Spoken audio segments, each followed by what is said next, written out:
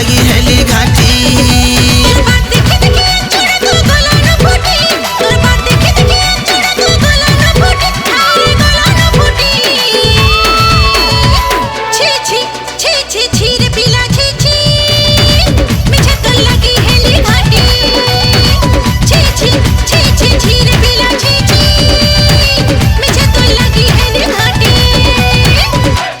हल्दिया ए चपा फूल हल्दिया किंदरी किंदरी किंदरी ननी जेन अचु जल्दिया जल्दिया जल्दिया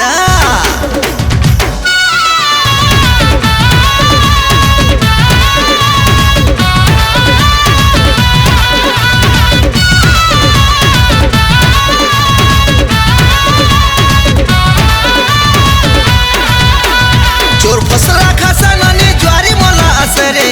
ज्वारी मोला ननी आसे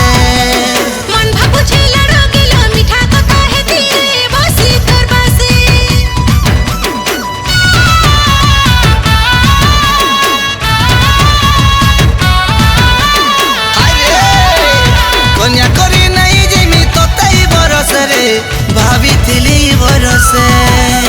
बिहा नहीं होए बाबू जीती जरा कोले भी नहीं रहो मुरसे तो चलो न मैं की दोनों तो चलो न मैं की दोनों चोना बुटो ए बरबटी छी छी छी छी छी रे ननी छी छी मिसे तो लगी हेली घाटी छी छी छी छी छी रे ननी छी छी मिसे तो लगी हेली घाटी छी छी छी छी छी रे बिला छी छी मिसे तो लगी हेली घाटी चपा फूल हल्दिया ए चपा फूल हल्दिया किंदरी किंदरी किंदरी ननी जेन अचु जल्दिया जल्दिया जल्दिया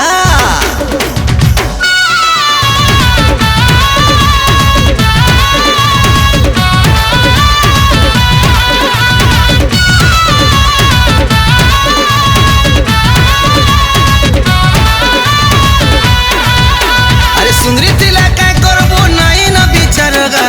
नहीं न आचार व्यवहार जानी छे बिछुआ दिनो फुटे फुले के बेगा नहीं बसे तो भवर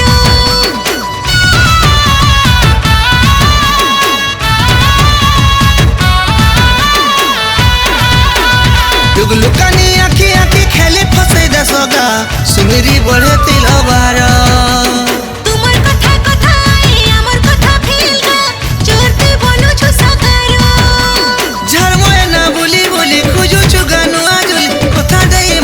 पटी छी छी छी छी छी रे ननी छी छी